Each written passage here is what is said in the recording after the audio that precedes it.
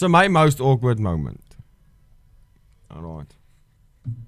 Ek het eendag gegaan om 'n girl te ontmoet. Alright.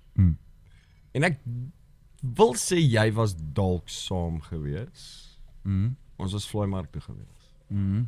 Toe ek die ma gesoen het, was jy daar? My ma het ons nog gevat. Vlooimark toe.